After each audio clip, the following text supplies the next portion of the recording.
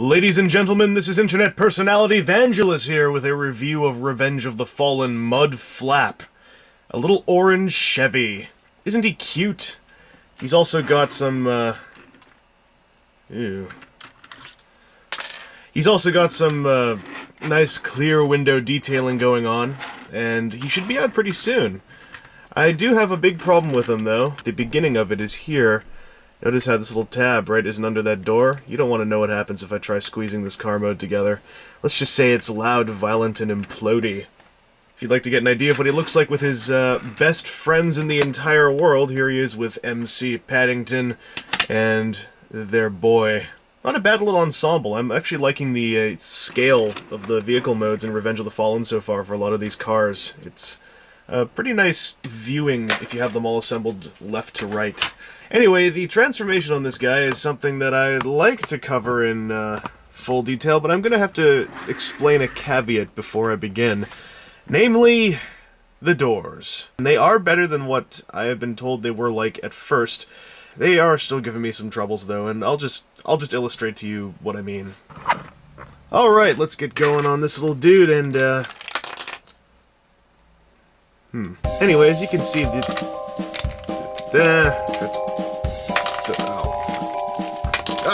it's especially clever how these doors can be on these little swivel joints down here, so... it's incredible how these can be on these little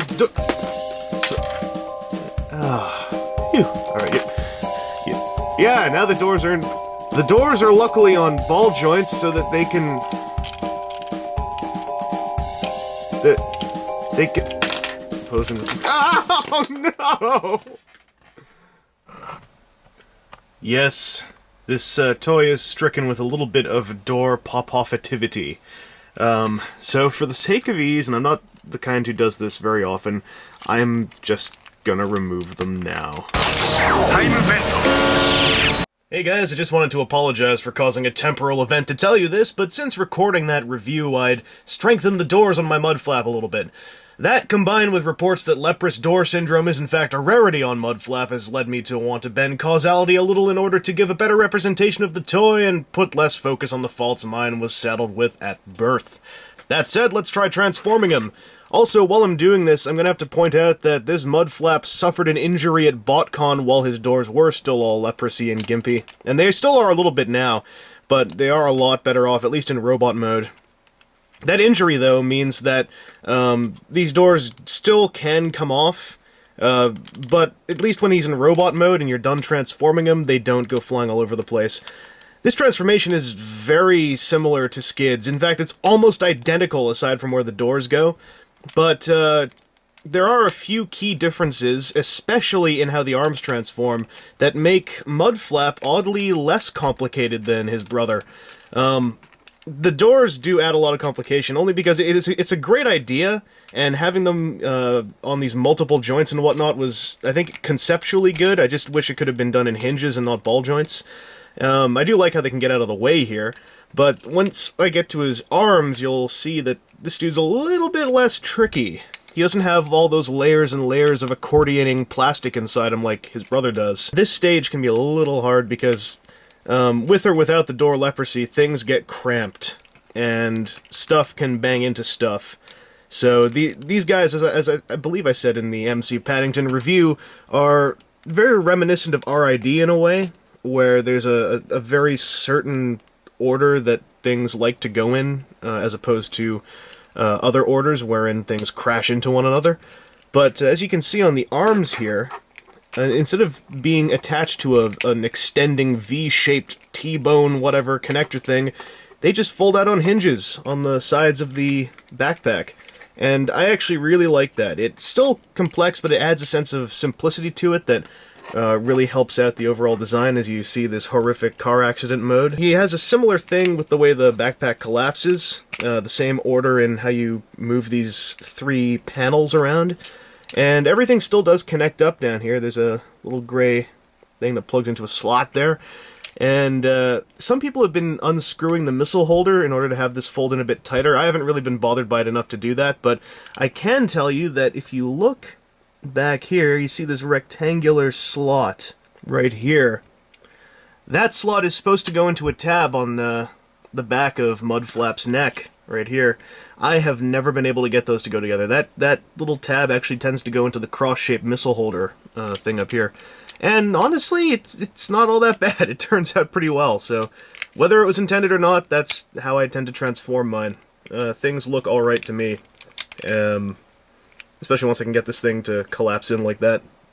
So in robot mode, Mudflap has a pretty good deal going on, although he does have these weird things sticking out here. I wish these did more. I keep feeling like I'm supposed to do something with them. The doors on his back, you can really put them any way you like. You can put them like this, kind of wing-like, or you can tilt them back a little bit more.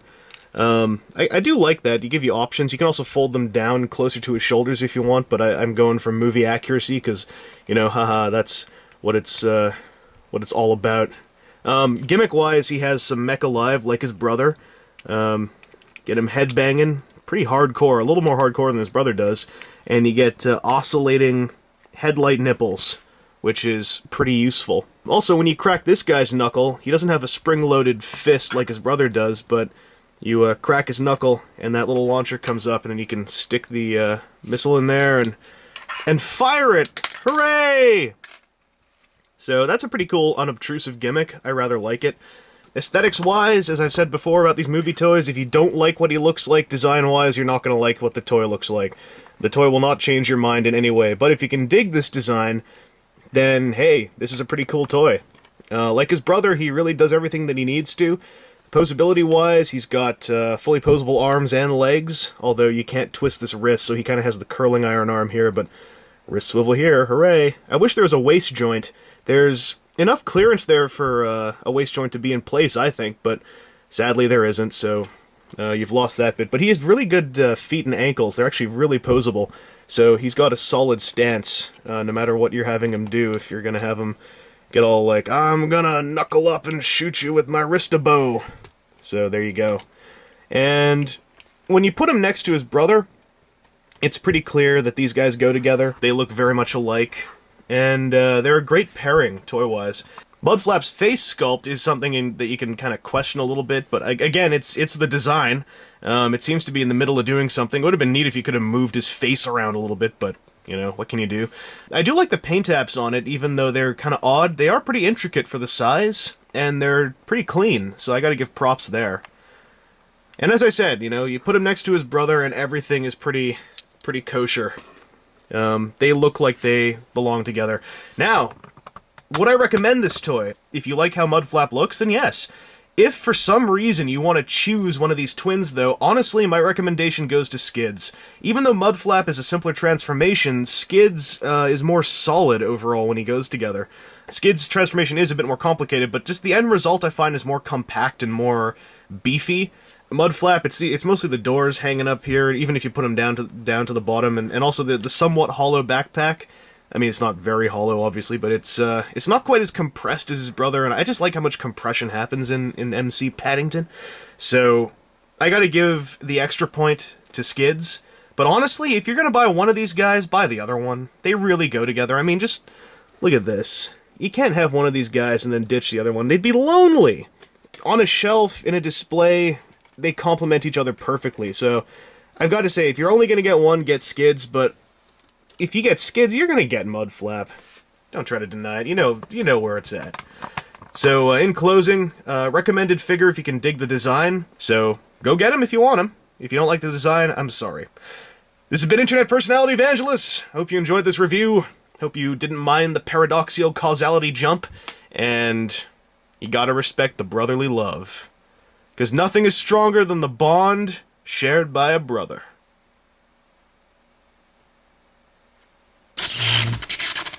Get this ludicrous monstrosity out of my sight.